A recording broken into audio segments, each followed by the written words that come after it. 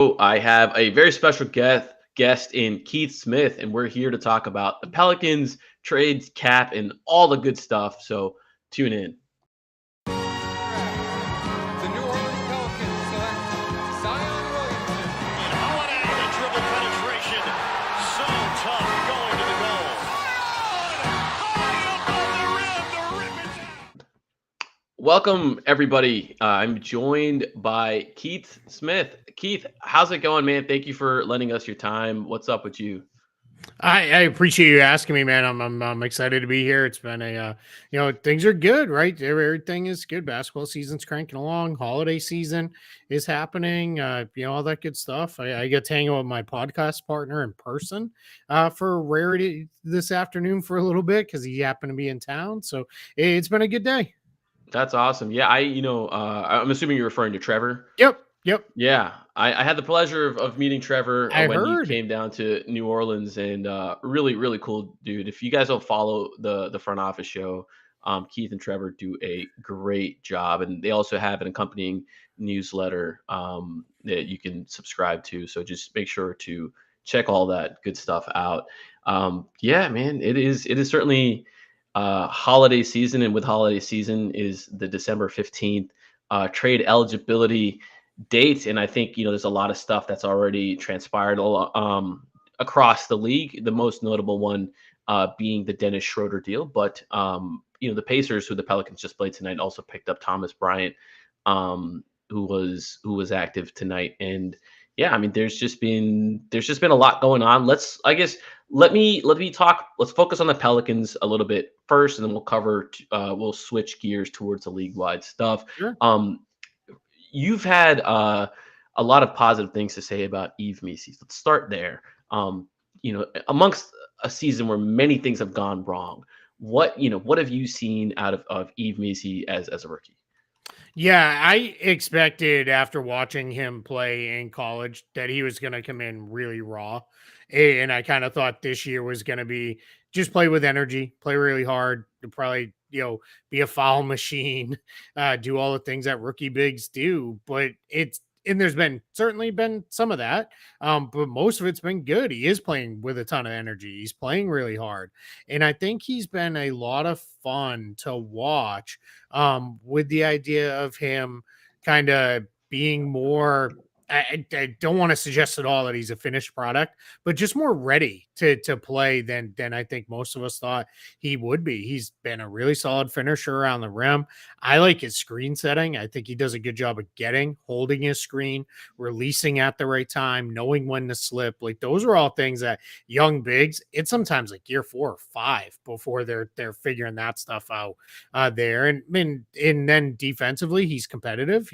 You can see sometimes he doesn't really know what he's doing, and guys are kind of pointing him in places, but that's every young big ever is in that place. But it seems like he sees something once or twice, and then it's like, okay, I kind of get it now. I kind of get what they're going, and figures it out. He's been really good on the board. So I've been really excited for the Pelicans. We went into this year thinking, at least non-Pelicans folks, they don't have a center, and what are they going to do, and how are they going to sort through and figure that out? And I think sometimes when you have a bunch of lemons in your season, you make lemonade, and they've kind of found themselves a center. I'm with you there. I think a lot of conversation around what kind of returns they need to be looking for when it comes to maybe entertaining a Brandon trade, maybe moving off the CJ contract, those kind of decisions. A lot of the conversation centered around a center. But it was like, man, well, they got to make sure they get a center out of at least one of those two guys if they end up moving them. And now I think there's a lot more optionality on the table. You're not really married to this idea of like, oh shoot, like, am I going to talk myself into DeAndre Ayton? Like, is that the best I can do? Like, am I going to, like, are we going to overpay for a Walker Kessler? And I think, those type of moves are largely just, not something they're going to look at. And now if an all-star level center comes along, you obviously have those conversations, as everyone in the league does. But you're right. I think Missi has provided them a lane where they can get creative with some of these trades that they may end up having to make. And I guess, since we're already kind of on this topic, I want to talk about the overall Pelicans cap status, where they're at, and what they might be looking at.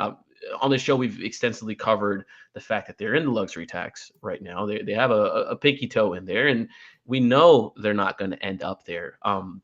Now, it was reported, I think, by Bobby Marks, that the Pelicans can move a minimum level deal by the trade deadline and kind of play this 10 on, 10 off game with their 10-day contracts on that floating roster spot, and then convert Brandon Boston at a later date to get out of the tax.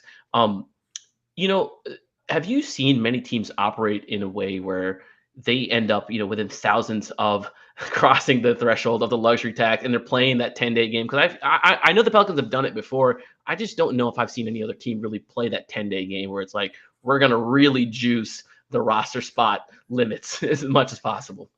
Yeah, it's funny. There every once in a while you get that. That tends to be more something where a team is like hard capped at the apron, like there, and that's out of necessity. They have to play the game a little bit. We had some of that back in the early two-way days where it was like we were playing games with the two-way contracts, because it was, if we go all the way back when Tyrone Wallace was with the Clippers on a two-way, travel days counted as an NBA day. They were only allowed 45 NBA days, not even games. So like he would practice by himself in the facility after the team finished.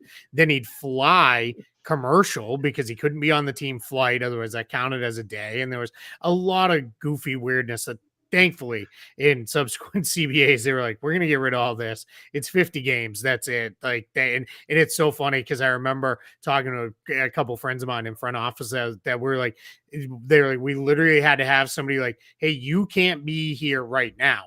Go sit in like the lounge because like we're going over team stuff and it'll count as a day. And it's like, what are we doing? Like, why are we making this so complicated? But anyway, I think what's really if you go back to it, yeah, we have seen teams, I think, go through periods of time where, like, yeah, they're like the Knicks. We thought they might play some games earlier this year where they had such tight margins. So I could definitely see that being a thing the Pelicans do. Or, the other option is they just make a bigger move that gives them more clearance, and then they don't have to play all the games and all that. And obviously, like a guy like Bobby knows that, and he's just accounting for, hey, if that doesn't happen, we know there's going to be a small move made, because you're absolutely right. There's no chance this team, and I'm not trying to be insulting, this team is not the team to pay the luxury tax for the first time for, right? That may come eventually down the line, but not this year. Yeah, no, I think this optionality puts the Pelicans in a situation where when they negotiate with other teams, when you're trying to move a $33 million contract or a $37 million contract in Brandon Ingram, sometimes teams can kind of hold you over the barrel. Like, we know you have to duck the tax, and we know you're trying to get some kind of salary flexibility in this deal, and you end up with a less than optimal return. Now, I don't think any of these returns are going to be optimal at this point, where I think the Pelicans are a little bit beyond that, especially with Brandon Ingram, but they're not going to face this threat of like, hey, you guys absolutely have to duck the tax. They can call up a team with a roster spot, say the Detroit Pistons, which let's actually talk about them. What is going on? So I guess to fill in the listeners, the Pistons waived Paul Reed yesterday, and then they are below the salary floor, right? They're below the salary floor, and then they have today basically to either sign a guy or acquire somebody that would put them back over the salary floor. What are the consequences for not hitting the salary floor now? I think they were used to be different in the previous CBA. There's been some additional stuff. So what are those?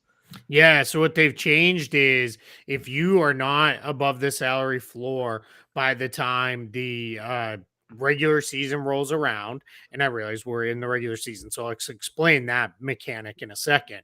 But what happens is two things happen. One, you get a cap hold put on your cap sheet that is replace whatever amount. So if you're 10 million under the salary floor, you get a $10 million artificial cap hold put on your cap sheet to bring you to the salary floor. That's the old Pacers Spurs sitting 30-40 million dollars under the cap like they were a couple years ago. They closed that loophole because what the NBA doesn't want is they don't want all the money being money that already exists in the system, just moving around.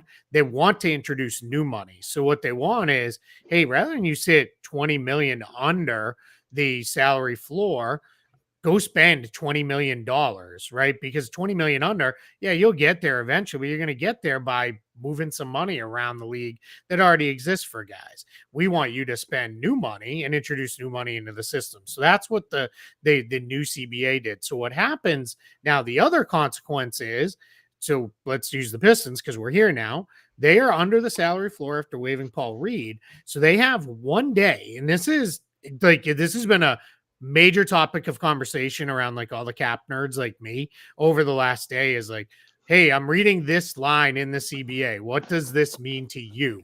Right? Because it's like the CBA is like every textbook ever where it's like, well, my interpretation is, this, but we all are pretty much in agreement that by the end of the day today, Sunday, by 11:59 p.m. Eastern, they have to make a move to get back over the salary floor. Otherwise, what happens is not only will they get that cap hold put in to replace the amount they're under, which is about 1.5 million, whatever with that, who cares?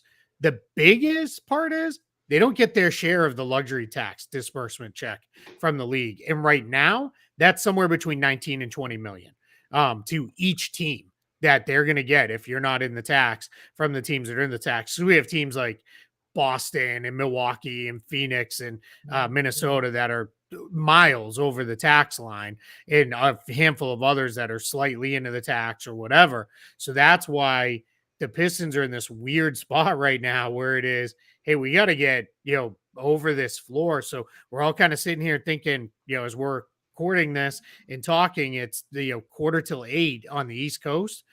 We're thinking there's about 3 hours left to kind of, or I guess 4 hours rather, left to do something, right? Something's going to happen in this next 4 hours. And it may be as simple as, hey, we're converting one of our two-way guys to a standard deal, which gets us where we need to be. And that may be what happens now. But that's kind of where we're sitting with that one. I really appreciate the clarity there. I want to touch on it a little more. Also, Mason's joined. Let's bring him on to the stream. I heard you talking about my Detroit team. Yeah, there I am. Exactly. But I guess I'm trying to figure out the reasoning why the timing behind the Paul Reed waiver. To my knowledge, there wasn't any kind of guarantee date or anything in play that was like, okay, well, they got to do it now, right? Like there wasn't. Yep. There's nothing behind the timing of it, right? Yeah, you're correct. Yeah, his contract was fully non-guaranteed, and there's like a misnomer because people hear that fully non-guaranteed language and then they're like, oh, so he got nothing this year when he got waived. He got guaranteed. He got about 2.5 million of his 7.7 because he's already been on the roster for a chunk of the season. So that much is triggered as a guarantee. That's what's sitting as of right now, unless Paul Reed gets claimed, as dead money on the Pistons books. So that's where he's at. But his contract didn't guarantee until, we say January 10th because that's the actual date. It's really January 7th because if players have to clear waivers before January 10th in order for their contracts to come off the books. So it's really January 7th. If he wasn't waived by the end of the day, then deal would have become fully guaranteed, and that's where it would have landed. So that's kind of where we're at with that. But there was no contractual deadline reason for the Pistons to waive him now. It very much seems to have been, we want 5 million more in flexibility. I think personally, they wanted to, even removing this whole salary floor, if they go with a minimum deal, they'll be still about 14 million in cap room. And they'll, even if they have to sign somebody to get back up to the floor today, and that puts them clear of the non-taxpayer MLE amount, they would have more than that. So that makes them kind of, hey, you've got a $13 million contract. We're here. We're ready. Let's talk. Whereas before, when they're on about 10.5 million, they didn't have that they weren't above that non-taxpayer MLE amount. Because remember, if people had forgotten, because it's kind of a new thing, trade exceptions can always be used, but now you can use the remaining portion or unused signing exceptions like trade exceptions now. And that's a new thing too. Absolutely, and to echo Pelicans film room down here, it seems like a fireable offense by the front office and not get your team the luxury tax payout for missing the salary for malpractice. Definitely a big unforced error if that's how it ends up playing out. But I guess they still Yeah, I got kind of think Trajan Langdon won't be long for a job if they don't get over the salary floor by whatever the deadline is, which again we all think is tonight. I think Tom Gores might be like, wait a minute, you cost me $20 million, and that's 20 million at least, right? Because who yeah. knows if somebody else takes on more money, as the season goes along here, if they think, hey, we can add to our tax bill a little bit. So yeah, I don't think he would be overly thrilled with that there. So it might be a short run. Especially this is the front office that just fired Monty and all the previous management. I mean, there's Yeah, probably a lot of contracts that they are yeah. still paying out. Man, this is certainly interesting. Mason, welcome back. We are, we kind of touched on Eve Measy a bit. We, kind of transitioned to some of the cap related stuff, and we were talking about what's going on with the league now. Another team just, obviously made a trade with the Golden State Warriors. They traded for Dennis Schroeder. They sent DeAnthony Melton and 3 second-round picks. And I think they got 1 second-round pick in return or something. It seemed like some kind of second-round pick swapping going on there. The December 15th historically isn't like a high volume trade day as the trade deadline may be, but there's always a couple teams that have some sort of incentive to make an early move. Now, with Golden State particularly, Schroeder can be reaggregated later on when he clears the time period that's necessary for him to be reaggregated. And I think that's interesting and relevant to the Pelicans because, as we've talked about in this podcast, Golden State sometimes gets linked to Brandon Ingram. Keith, I wanted to get your opinion. So let's I guess open the Brandon Ingram can of worms already. Where if the Pelicans were to trade Brandon Ingram, and because of all the complexities that come with his contract status, the trade kicker and everything else, just like what kind of teams do you feel like would be a fit or should maybe take a stab at him, given that his acquisition cost is probably lower than it ever will be? Yeah, I think Golden State would have been a team that would have made some sense there. They prior to the Schroeder trade, and we'll see if that is the reporting is they're still in on trying to get a star. That reporting's been out there from Shams. So I think we're in a spot where with Golden State and Brandon Ingram. And then any team that needs somebody who has some on-ball juice, right, can get his own shot, can create a little for others, and can do that in a way where it's not like just a chucker. Like he can be fairly efficient. And that's what I think Brandon Ingram brings to the table. Now, your concern with Brandon Ingram, as is right now, is he going to be healthy? Am I going to be able to get 65, 70 games out of this guy? Is he going to be there when I need him in the postseason? Or, are we going to be managing through a bunch of stuff? And I think that's the hesitation. I think if Brandon Ingram, if we just looked and said, yeah, he'll play 75 games a year, even 70, right? 75 is even a little high, but 70 games a year he'll play and he'll be there in the playoffs. I think we wouldn't even be having this conversation because he'd probably already be extended with New Orleans because that would make some sense. I think that's been the worry with him, though. He's just had a lot of injuries throughout his run in the NBA, and some of them are weird injuries. So we'll completely own that. Like some of them are not expected to be like, hey, this guy's always got an ankle thing or he's got a bad knee or a bad back. He has had some weird stuff, but it's just kind of always something. And I was talking to a team this week where they're like, yeah, they're like, we weren't really in on it because it doesn't make sense for us. But they said the challenge for us is like whenever we talk, it'd be like, and now we start now. Like, what am I getting the rest of the time? Right. I can't even sell to my fans like, hey, we traded for Brandon Ingram and he plays tomorrow. Like it's gonna be we traded for Brandon Ingram. You'll see him in a month. Like they're like that gets very hard to do. So that's just what I think one of the challenges with him. I guess I have a follow-up there in terms of let's say that you knew a team knew that BI was coming back in March or enough time for the stretch run and then playoffs. Is there a team that can talk themselves into Brennan truly kind of helping in the postseason? I think about like the Boogie trade in New Orleans where Cousins was a huge get for New Orleans. It didn't really start clicking until the next season with a guy like that and someone like Brandon who's taken knocks kind of deservedly so for not being very malleable, a guy that you can kind of bring in and just he fits seamlessly with the team. Do you see any teams out there that could talk themselves into saying, we're trading for BI, and it's not just about beyond this season. We really think he can help us get to another level, even though he's currently injured. Sure. Yeah. I definitely think there are some teams like that. Like, I think Indiana as a team that could make some sense for a guy like him, where it is like, hey, it's kind of things just haven't gone the way we wanted.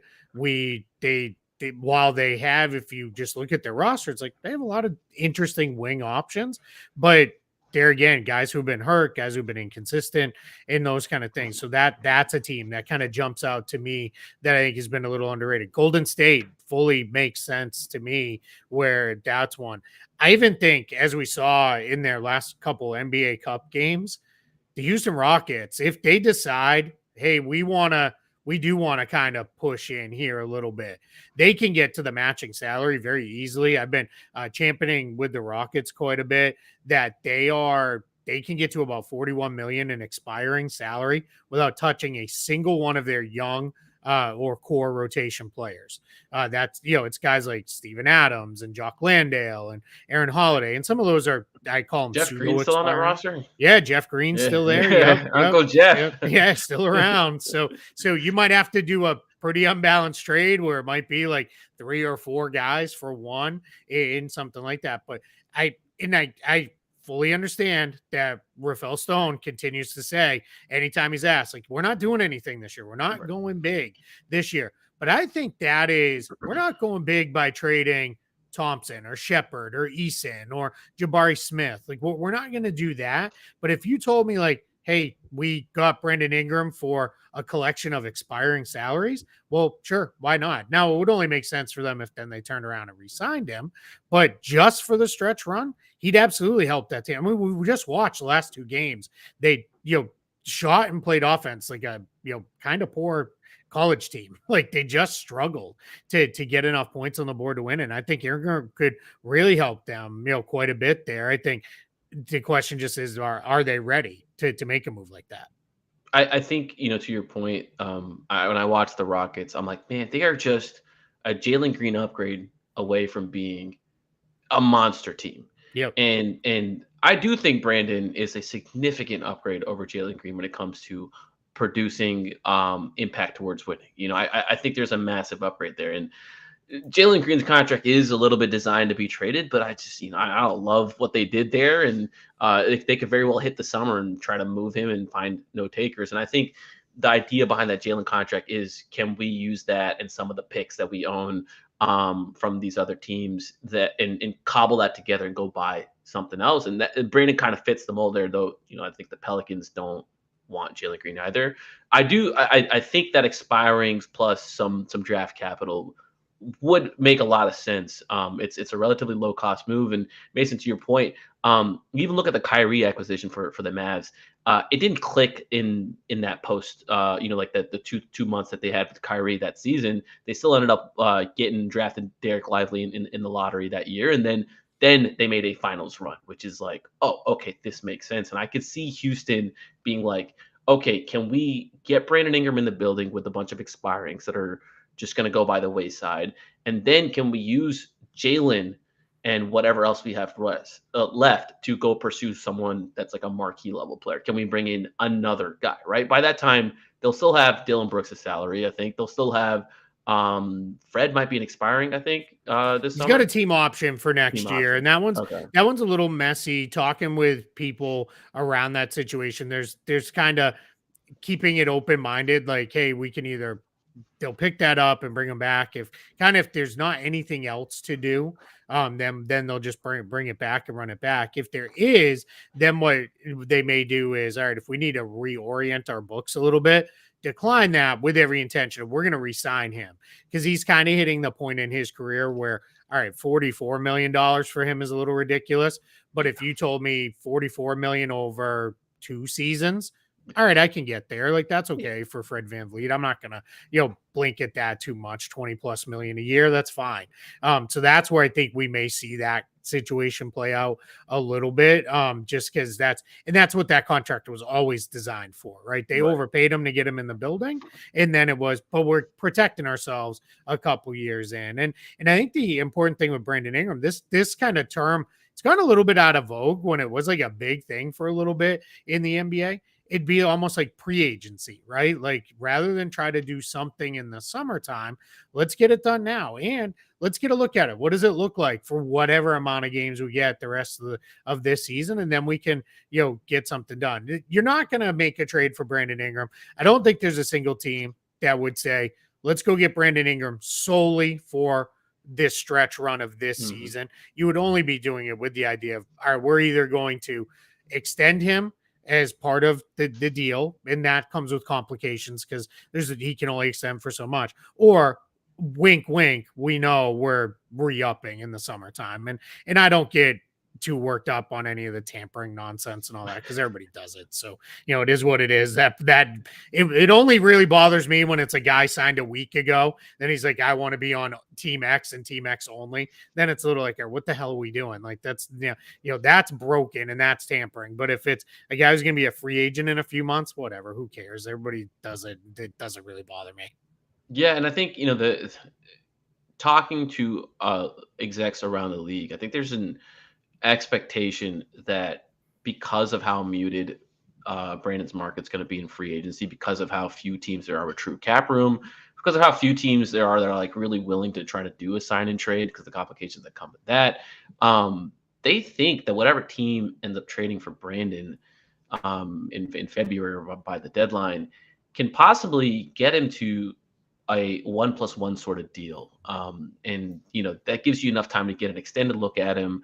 Or, maybe it's a 2+1, but something shorter term, sub max money. And, it just, that makes sense for both sides. It puts Brandon in a competitive environment. Also gets him to his 10 years of service. Should he want, gives him optionality. And I think that's how you kind of sell it. And I think with Houston, that would make a lot of sense. I mean, it's effectively doing the Fred VanVleet deal all over again, but with the wing size player, someone that's younger than VanVleet. One thing, Mason, to your point about his injury status, the Pelicans are optimistic he'll be on the court, or on the court may be a strong word. He'll be medically cleared well before the deadline. Now, on the court may not happen because he may just get traded, right? But the trade stuff may complicate his actual physical return to the court. But being medically cleared, they're optimistic it'll happen well before the deadline. So let's talk about some of these other names. I think Mark Stein and Jake Fisher and a few other people have reported teams might be calling around for Herb Jones. They should not bother calling for Herb Jones. Similar effect with Yves Missi and Trey Murphy, but everybody else is sort of available, on the table. Keith, I guess surveying the market, when you look at what Dennis Schroeder just went for, given that there was no long-term contract obligation to him. CJ isn't quite a Schroeder type player, but he is a guard. He's still productive. He's got 2 years left on his deal, roughly about $60 million, a little over actually, about $62 ish million. Is that a deal? Do you think the Pelicans can move at neutral value, or even get a couple of seconds back, or do you feel like, hey, the Pelicans are probably going to need to attach something to get off of this? Yeah, I think it's probably closer to the latter there. It's not, CJ's deal's not like extremely underwater because it's not like he's one of these guys who just can't play at all. Right. He clearly can. He's had a couple big games recently, which certainly doesn't hurt at all. I think what would help is, and I hate to put it this way, but what would help is if there were a couple guard injuries elsewhere around the league, then all of a sudden it's like, hey, wait, we got a guy, if you're interested. Now, this could be one where if you're in New Orleans, let's say they were kind of going into a place where it's like, I don't want to say fully rebuilding because I don't think it's tear it all the way down, but we're resetting to an extent. What you could do with CJ McCollum is, let's say you're willing to take on somebody else's contract that maybe runs a year longer. That's how I think you could plus up his value. And I'm not saying there's a match here, but the name that, like, just because the salaries are close, like if you were willing to say, all right, we'll take on Jeremy Grant's contract or a Jeremy Grant-ish contract, then yeah, that's a way. All right, we might be able to get a first out of this. Send CJ back to Portland. 20. Yeah, I know that's kind of funny, that part of it too. But right, like it's just like that. I use that contract because everybody knows that's like the longer running Right. contract for a player who's in a bad spot, not on a great team and, a little bit of an older guy. But that's the kind of ones you're looking at. It's something like that where it is like, all right, let's kind of, that's how you increase your own value, your own trade value back is if you're willing to do something that's a little more of, all right, I can take on a little bit of money here that stretches a little beyond CJ. If it is, we're going to take a cut. We're going to take a little bit of time to reset this thing around Herb Jones, Trey Murphy, but Eves Missy, Zion, if he's there, whatever it looks like with that. Yeah, no, fair enough there. I think that's early on in the summer, and I guess even in the beginning of the season, that's where I was eyeing the Ayton contract. I was like, I think Portland's gonna want to get off of that one. That one I think could be a mutually like, I'll take the stuff that you don't want for the stuff that Yeah. like that kind of stuff. Now I think the Pelicans would be completely all the way out on that stuff. The Pelicans did get linked to wanting to bolster their front court. I think there was a report also linking them to Nikola Vucevic. I was told the Pelicans haven't really expressed interest in Vucevic, not since at least like the early parts of the summer. There hasn't been anything recent on that, but I think in the type of returns you're looking for when it comes to CJ and Brandon, you may not need a starting center, but man, their depth behind Zion and Eve is just non-existent in the front court. They've been trying out Daniel Tice and JRE, and those guys are trying. They're playing hard. It's not producing a lot of wins there.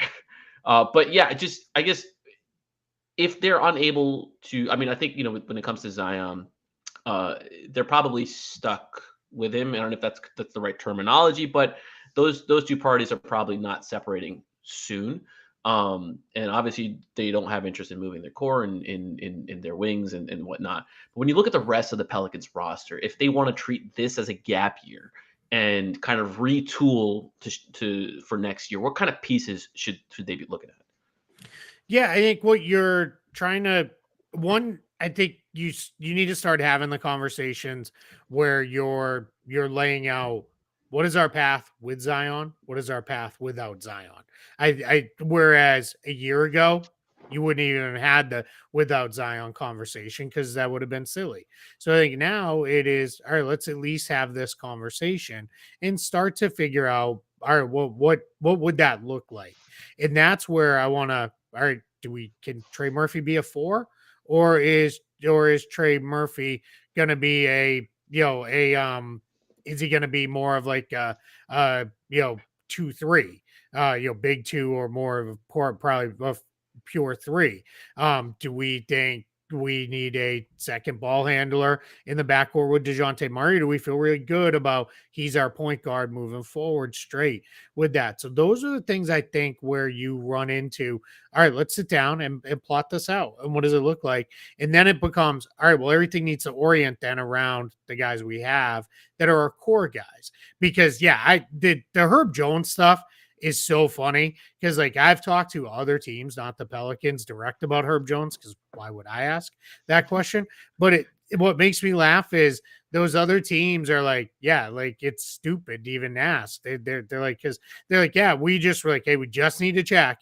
And they're like, we only checked when he was hurt because it was like, maybe there's something there. And they're like, no, like not happening. Like he's on a great contract. He's on a outstanding team friendly deal for what he is as a player. And it's funny because I always think about that. I'm like, yeah, well, there's a point, and this is probably going to date me a little bit. But yeah, there was a point in time I would have liked to ask Jessica Simpson out on dates, and it would have gone the same end result as trying to trade for Herb Jones, right? It wouldn't have happened. So, but we can all dream.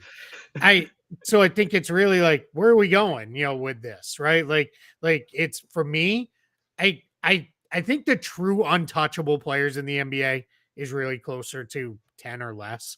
Like sure. There's way less. Everybody thinks there's like 5 on all of their teams, and it's like that's not the case. But there are guys, yeah, we'd rather not trade them, right? It's like we'd rather not. And I think for the Pelicans, I would be sitting there and I'd be like, all right, my guys are Herb Jones, Trey Murphy, and I have to put Murray in that bucket just for now because you did just go get him. You gave up significant stuff to trade for him. So, but everybody else, I'm at least willing to listen and I do at least have to hear teams out on Zion. Like, if you want to make a real offer, great. But if you're going to come pitching DeAndre Ayton expiring salary, yeah, go away with that. I'm not interested. I'll ride it out another year, and we'll see if we can really get this stuff solved and get him on the court. I just want to do a quick shout out to this comment right here. It said Jessica might be more attainable now. Unfortunately, I am less. So that's there's the challenge with that math on that one. Oh man. Yeah, no, I think that's a really good way to view things. The Pelicans are in such a unique situation given their market, given the players on their roster that I think despite sort of maybe fan outcry towards let's tear it down, let's blow it up. There's certainly media personalities who are, anything goes wrong with any team, it's just blow it up, blow it up, blow it up. And I think some of that stuff is easier said than done. You look at, teams that have perpetually been in the lottery, and they're struggling to make their way out of the playoffs. There's no necessarily a clear path out of, okay, we've sold all of our good players for assets. Now what? That being said, if the Pelicans, I guess my question to you would be like, if the Pelicans were given just an absurd offer for one of these core guys, let's say someone, let's say it is Herb, right? And some team, they feel really hot, and at the deadline they're like, we are a Herb Jones away from challenging everybody else, for challenging the Celtics, right? Let's just say that. They come at him for three picks, whatever, or let's say 3 picks and a few swaps. Pelicans, I think, should entertain that deal. That's a lot of draft capital, especially if it's good picks, right? If it's 3 mediocre picks, no, but if it's like 3 good picks, they should entertain that deal. If that kind of offer was on the table, should the Pelicans just totally consider like, okay, maybe we should pivot out of whatever we're currently trying to build? Yeah, I mean, I always think almost any team, if teams start coming at you with ridiculous offers, you have to be open to at least talking about it. Again, that goes back to there's very, very few untouchable players in the league, right? So that's where for me it is, yeah, you want to get silly with an offer, great, let's talk, right? And sometimes that's how things go down. Like, I was told the Nets didn't really have a huge desire to trade Mikal Bridges. And then when the Knicks started getting kind of reckless, in my opinion, with what they offered picks wise, and I was like, all right, now we've changed our mind, because I think they correctly read, all right, well, what's our upside? And I think that's the other conversation or I shouldn't say other conversation, part of the conversation is, if we keep everyone, and I don't mean everyone, but like most of these guys, what is our upside? Is our upside championship? Is our upside good playoff team? Is our upside we're going to be battling because the conference is deep to get into the playoffs? And I think there's another component that kind of almost gets overlooked, because I'm with you. I get it all the time. I mean, I even get Celtics fans when they lose a game or two are like, forget it. Like, let's start over. And I'm like, what's wrong with you people? But it's when you get with the Pelicans, my question would be, all right, well, what does that mean? Blow it up. Like, and bottom out. Like, what did you there? Like, they already did it. 5-22, right? So it's like, and like, yeah, I mean, like, and I'm not trying to be a jerk about it, but like, how much worse do you really need to be, like, even worse? Like, just it may just happen naturally. And sometimes, like, I go back to one of my favorite stats prior to this more recent run, where they've been out of the postseason. The San Antonio Spurs, in like their first 45 years in the NBA, missed the playoffs 4 times. And in 2 of those years, they get David Robinson in one of them, and they get Tim Duncan in the other one. And that's how you end up with a 20+ year playoff run, because you just, you got extremely lucky, in those those periods where you did slip, you briefly. got the other guy. And I'm not trying to say the Pelicans or the Spurs, right? But like, if this is the year and it's like, all right, we came away with Cooper Flagg or Ace Bailey or Dylan Harper, insert whatever draft prospect you love best for the team. All right, maybe now now it's like, wait a minute, we have a quicker way back than we thought. And our upside has changed a level or two, right? Instead of being battling for the playoffs, we're maybe battling for the finals. And it might not be immediate, but it might be within a year or two of that young player being ready. And that's where it's like, imagine then if it was like, hey, we bottomed everything out and then this happened. We landed in the same place.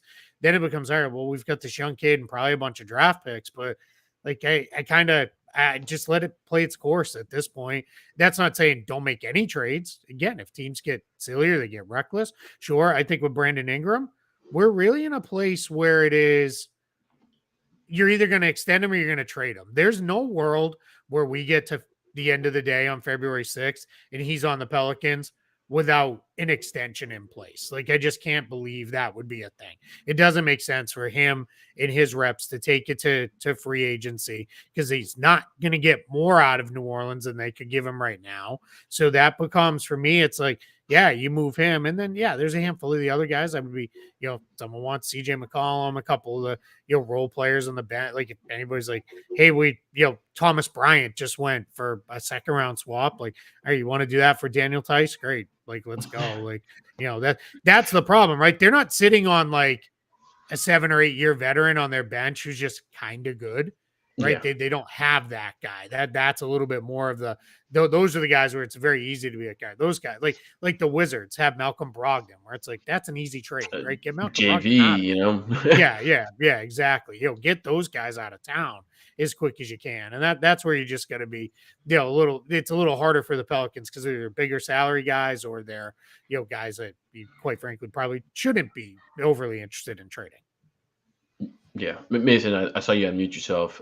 Figured. I was just kind of, when Keith was talking about the David Robinson, Tim Duncan thing, it made me think about how the Pelicans, they both times when they got AD and got Zion, it wasn't because they traded for the pick that became that.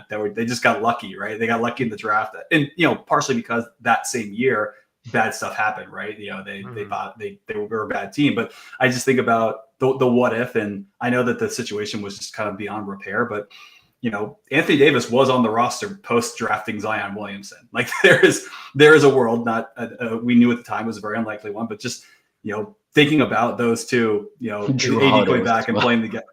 Drew Holiday was as well. Like that's and what have we've seen nothing but success from Drew in Milwaukee and Boston. It's just like, it does make you think what if a little bit, like if they could have reconciled that situation and had that team kind of grow together, what could have been.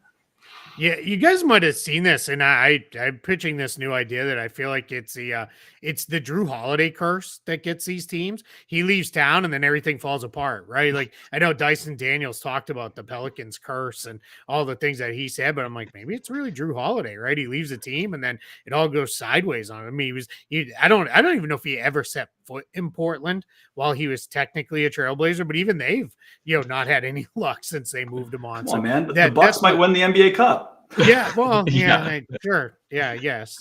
As the what do the guys on the Hoop Collective call it? The ribbon, like hang the ribbon, like, which is funny. But that's my long way of saying the Celtics should never ever trade Drew Holiday, and he should be in Boston until he decides to retire for many reasons with that. But yeah, I'm with you on some of those things.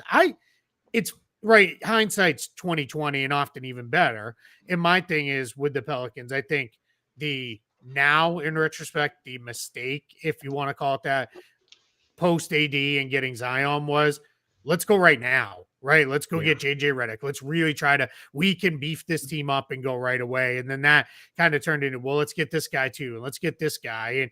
And then it just kind of, that's how you land in a spot where it's like, man, we've got a lot of guys and it just hasn't kind of come together. But it's mistake is maybe even a rough word. It's more, it just didn't work. So yeah, you'd probably do it slightly different and do a little more of a slow build up, but it's not, I struggle to be overly critical of that path because I get asked that a lot of like, yeah, that's when they kind of blew it, right? I'm like, well, what did they blow? Like they were fine for a couple years there. Like, that's just a very hard one, but yeah, in retrospect, yeah, you probably go a little slower, but that's okay.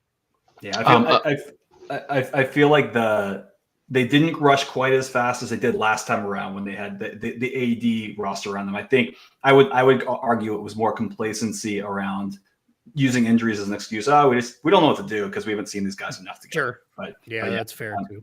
Yeah. A couple of things. One, Tennessee Multisanti. Keith is just a guest, but he does great work on the league as a whole, and he's talked about the Pelicans quite a bit. So make sure you keep checking out his stuff. But with regards to them rushing in pretty quickly last time, I think there was different levels of ownership pressure in the Anthony Davis era than there are now. I don't think they're entirely dissimilar, but I keep saying I think Tom Benson was a vastly different owner in terms of the things that he wanted, in terms of the resources that he opened up, and just what they were trying to accomplish as a team than Gale is. I think they've been able to work with Gale on a longer term vision, but I do think part of where Griff and company have went wrong is they try to thread a needle, and I think that needle was not threaded very, very well, and it ended up costing them pretty much their entire war chest when it came to just fixing mistakes. They got rid of 5 seconds to move Devontae Graham. They've had to move first multiple times to get out of contracts that they gave out that they probably shouldn't have given out. That sort of stuff, and over the course of 5 seasons, that adds up, and that is what ends up hurting you more than anything. But you mentioned the Hoop Collective, Keith, and I think those guys, they had a recent article on ESPN, and they mentioned that the chatter around the league is they don't expect many salaries above the low 20 million figure to be tradable or to move. I want to get your opinion on is that a sense that you're getting? Do you buy into that, or do you think this is more of this, in my opinion, CBA fear mongering with the aprons and whatnot? Yeah, I love the way you put that. I think it is some of that. It's there's in talking and learning with the things I have, being around NBA teams and talking to them as much as I do. Front offices, there are 2 things they love to do. They love to gossip. It's like old ladies at the hair salon. Like, they love it.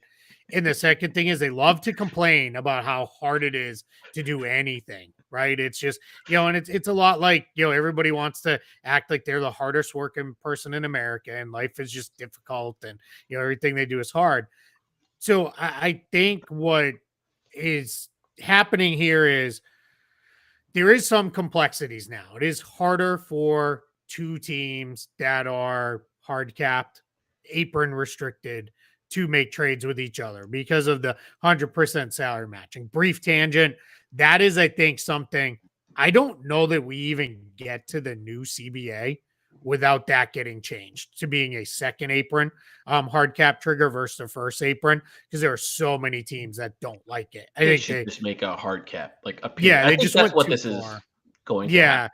happen. So I think that first apron hard cap trigger with the 100% more than 100% salary matching, because it's very hard to make a trade where 2 guys match salaries exactly, or 3 players match salary exactly for one. And if one side or the other is taking back even $1 more, they trigger a hard cap. So we'll see what happens with that.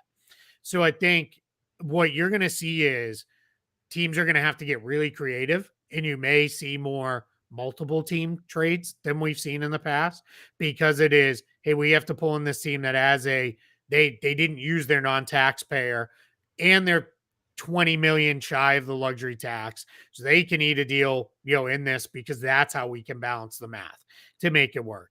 I what it was very funny real time. I went to, at the beginning of last month, I went to the Arizona State University hosted a mock trade deadline event, and it was all kids.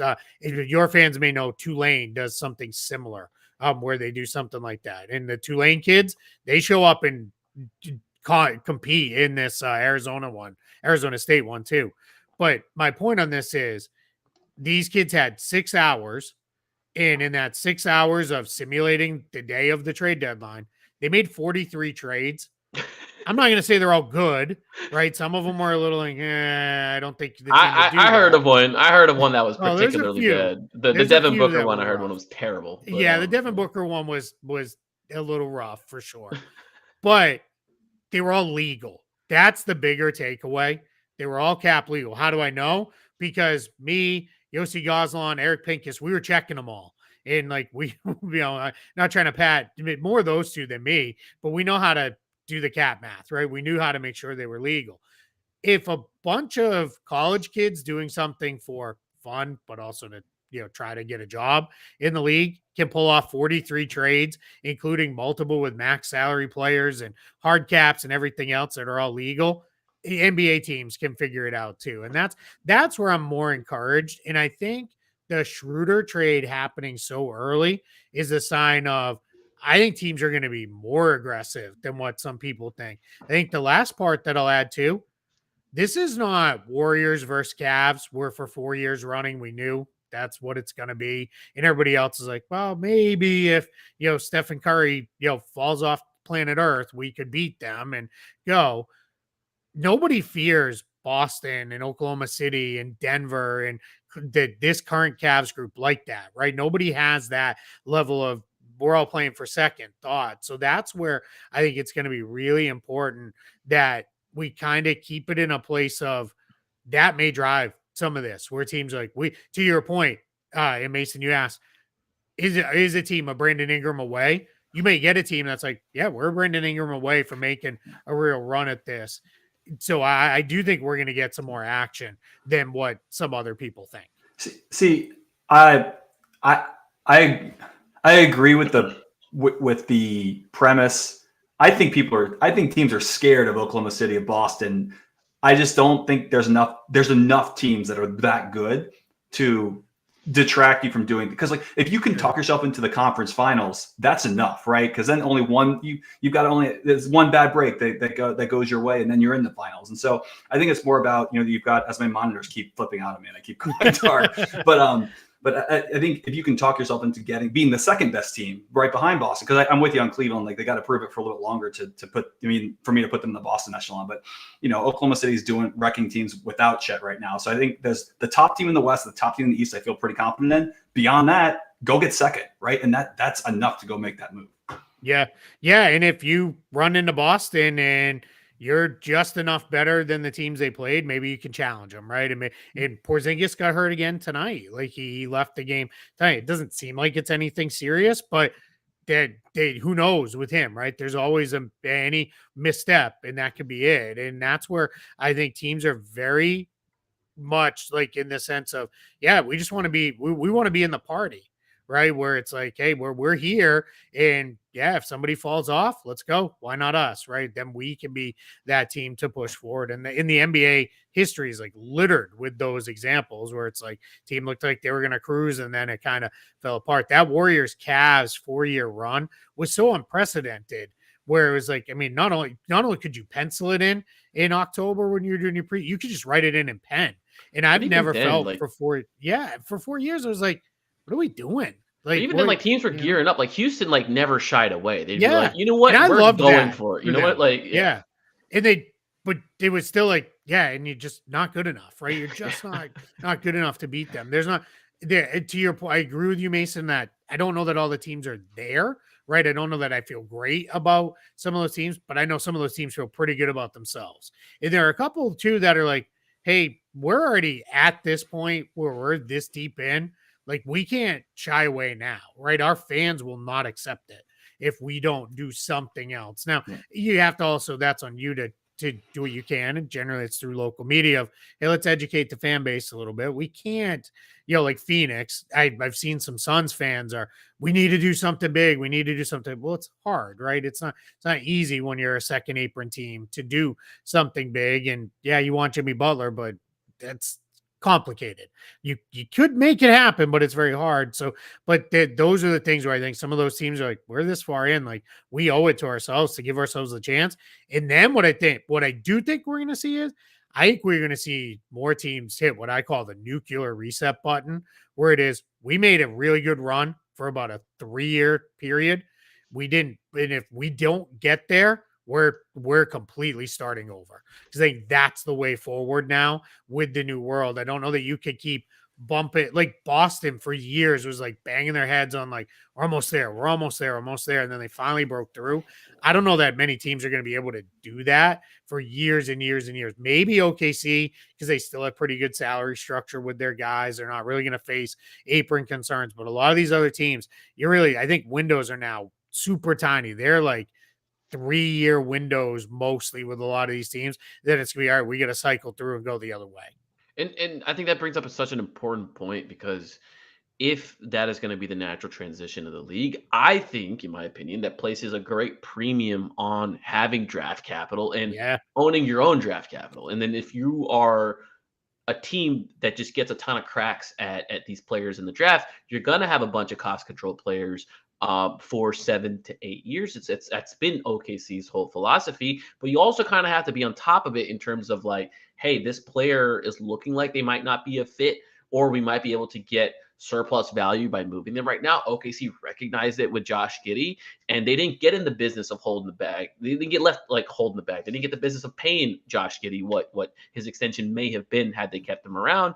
And they got Alex Caruso. It was a wonderful, wonderful fit out of it. And I think, these teams kind of decide to go nuclear, the process was always a quote unquote attractive strategy for anyone willing to pursue it and anyone having the ownership backing to pursue it. But now I feel like it's going to be even more so, and teams are going to be like, I don't even got to be bottom 5, right? The flat lotto odds, like I could get to 8, and at 8, I can probably decide, depending on conference I'm in, if I want to push for the play-in that year or not, depending on what's going on. You kind of have this flexibility to do what you need to do. So when it comes to this idea, I'm circling them back. I'm bringing all these conversations back. These $30 million salaries that might not be movable, I think, based on all of these things that both of you have said, they will be movable. Right now, that's looking like 21, 22% of the salary cap. The cap's also going to increase allegedly at a 10% rate. Allegedly, that's going to outpace some of these max raises at 8%. That's going to bring down contract values, and there will always be these teams that are kind of on the break that are going to be like, man, if we just go get this player, if we just go get this guy, can this guy be our Aaron Gordon? Can this guy be, so-and-so that will catapult us? And this is the year we'll have a chance. And yeah, I think the league's never had an issue moving sub 25% salaries, and they'll continue to move them. And frankly, a lot of these salaries are going to be compressed into that range anyway, because of people not wanting to do get past the first apron or the second apron. Just keep off the top. And it's okay, if you don't have this number. Do you know how many teams are above the first apron right now? Yeah, I can tell you. Give me 1 second.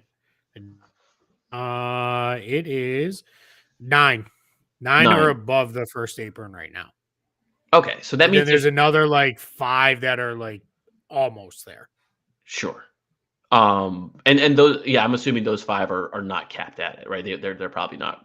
A couple, like Golden State is hard capped and just below the first apron, but even closer than they were now. And then you have like Dallas is hard capped and they're just below the first apron by like 500K. So they're both super tight. And then when I say close, it's like you're within like 6-7 million, which means you can't just do whatever you want. Like you have to be a little more mindful.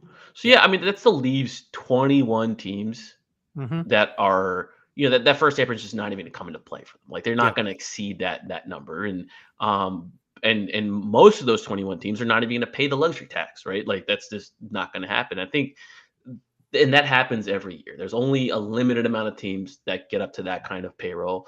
And because of that, like, I think, we've seen terrible contract moves every single year. The contracts that people are like, well, how is the Russell Westbrook contract going to move? It got moved multiple times. The Bradley Beal deal got moved, no trade clause at all. John Wall's deal got moved. So it's like all of these bad deals have moved. And I think, there's a little bit of fear mongering going on. Well, if you make $30 million, I don't know. Now I wanted to we're getting kind of close to the end here before we wrap it up. Just want to touch on a couple league things here. It seems like there's not that many marquee stars that really force their way out of teams anymore. I guess what I just wanted to pick your brain on, like, why do you feel like that's changing these days?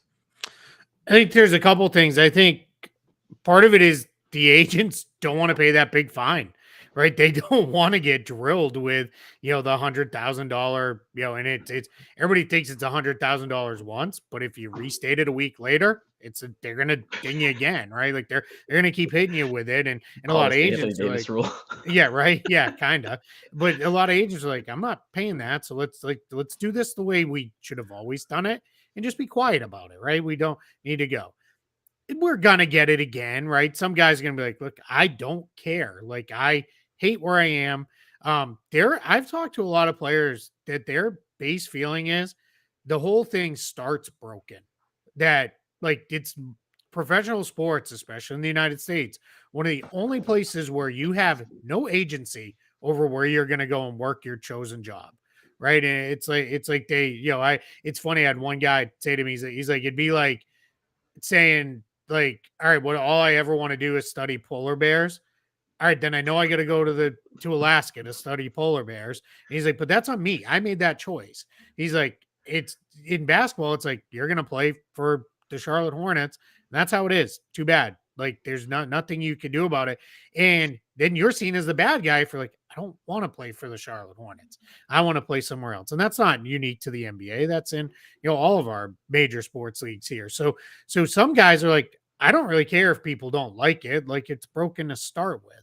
But the vast majority of people then are like, it's the Hornets and I'm still going to make $40 million on my rookie deal. So I might as well, it's fine. So I think there is some acceptance of it now with players. I do think guys are they're way more savvy than they've ever been before, as far as like, I don't need to be turning people off me as a brand. Right. Yeah. And how many of these young players come in and they talk about themselves in that language, right? Is my brand, me as a brand, and those kind of things. And then I think the other part is, I think the NBA collectively has done a pretty good job of making, there are very few franchises where it's now like, oh no, like it's an awful place to play. They're never going to be good. It's horrible to be there. I think the NBA has done a pretty good job of resetting those kind of things where it turns into, all right, it's not bad.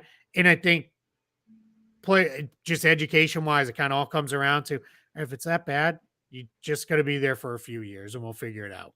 And then the last part is definitely anybody who signs a free agent contract somewhere, just nobody wants to hear it, right? You made that decision. That was, fully on you, and that's, where it kind of lands out. So I think it's a combination of all those things. That's why we don't see that, but we just don't see it publicly. It still happens. I know there's, a couple guys right now that are being a little agitating. The problem is it's not I don't want to bring up old wounds here, but it's not the Anthony Davis super duper star very publicly playing out. These are guys who are a lot, lower on the food chain. And it's kind of like everybody's like, oh, cool, you walked in and made a trade demand. No one cares. Like go back to practice because it doesn't matter. Like you're so low there. Well, what's okay? Go for it, Mason. Yeah, you go. I was gonna say, like, what's also happened, and I think everyone's kind of taking notice of it, is the Kyrie situation happened, and the Nets were like, no, okay. The Durant situation happened, the Nets were like, no. The Ben Simmons situation happened, and Sixers were like, we're literally gonna fine you, bro. Like, the Zach LaVine situation is playing out right now. So there's been a bunch of trade requests that have failed, and I will note, Kyrie, KD, and Ben Simmons all did eventually get traded, right? I think it did eventually happen, but it happened when it was like, all right, now we're getting real offers. Because that's the old way it used to be was, I want to be traded. And then it's like, well, crap, now we have to do it and I have to take garbage because the guy's not going to be here. And we're eventually going to get some players going to go in and completely mail it in on the court, kind of like James Harden did at the end of the Houston tenure, where it's like, this dude does not want to be, he's not even trying, even less so publicly. But yeah, I did those things, but teams have gotten a lot more like, hey, we don't like, no, man, like we're still paying you, because a lot of time, right, it's a max guy. And it's like, we're still paying you $40-50 million. Look at Donovan Mitchell. I mean, like, that's a great example of what, like, I mean, he wasn't thrilled to go to Cleveland. I don't think there was any secret about that. And he resigned. And so, I mean, I think, that's the money's for. It goes a long way with some of this stuff. And what I was going to comment on before is I thought the point you made about not as many just bad organizations as there used to be before is really interesting, because to me, like, that's been one of the big, there's a whole parity discussion we can get into here about the difference between the NFL and the NBA. It's like, there are very, very few NFL teams that I feel like that players feel that way for. They'll go anywhere, almost anywhere. And I mean, but in basketball, it wasn't like that, right? And there was the glamour markets, obviously, and there was teams that there weren't glamour markets, but still there were respectable organizations you go for. And then there was the teams that you just, no, heck no. And that still exists. But I think I think it is interesting to your point that the talent, not just on the court, but the talent in the front offices and everything else, that everything's upscaling, and so that I think goes a long way here into this discussion. So I think it's a really good point you brought up.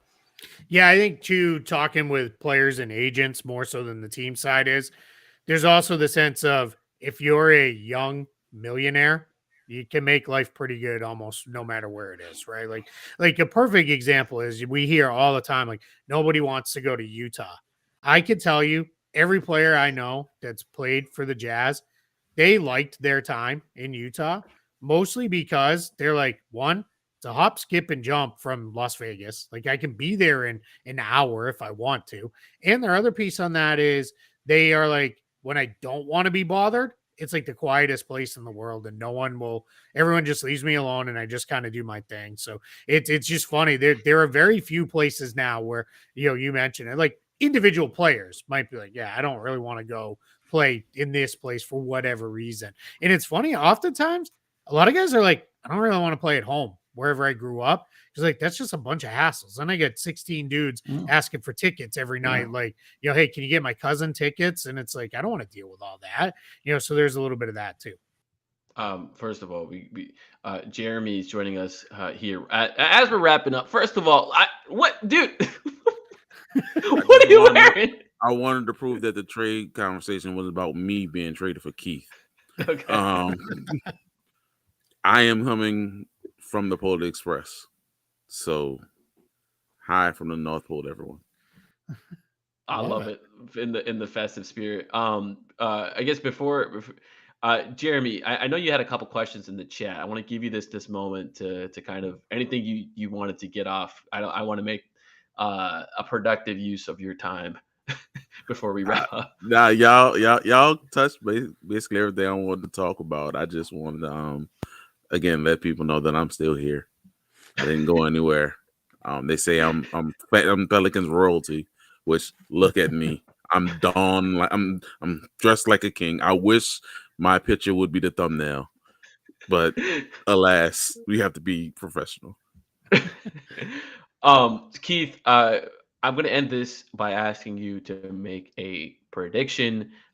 If you had to predict what the Pelicans are going to do by the deadline in terms of, I'm just going to keep it simple. They have three major salary pieces in Zion, in Ingram, and in CJ.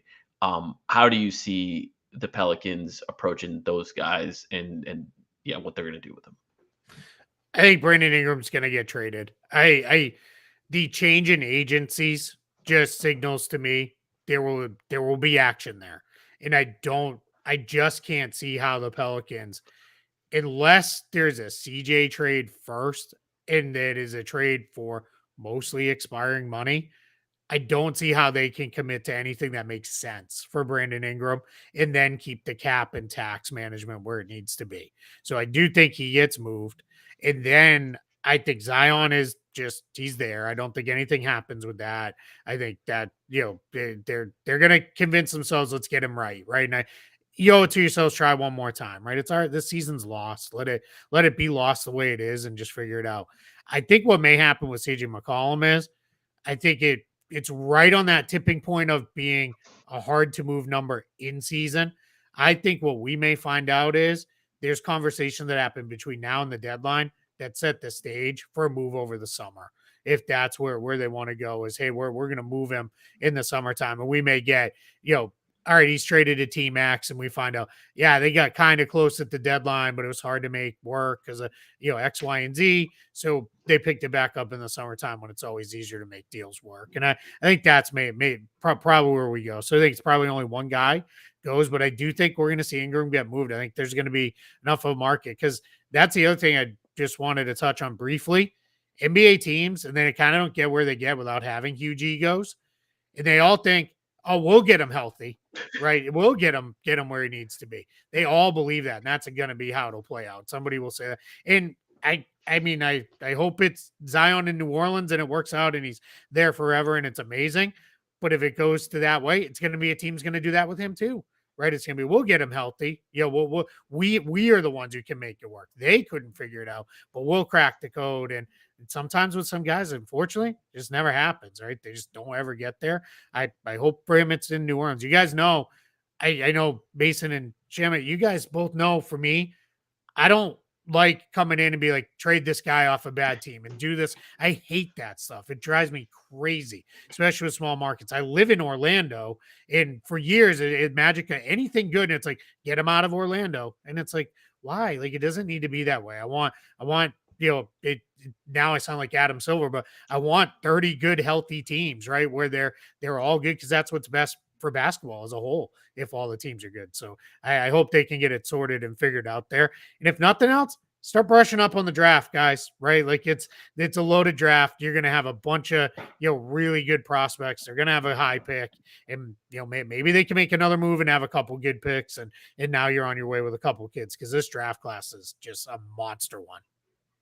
I really appreciate that. For our folks tuning in, Keith, where can people find your work? Yeah, you can find most of my written work at spottrack.com. If you like most of what we talked about here, transactions and trades and all that stuff, they just posted earlier this evening trade reactions to the Dennis Schroeder trade and the Thomas Bryant trade. I do a reaction at every trade, no matter how Thomas Bryant wants to tell you. Pretty minor trade, but I write something up on any trades that go down between now and the deadline. You can also find me on NBA Front Office Show.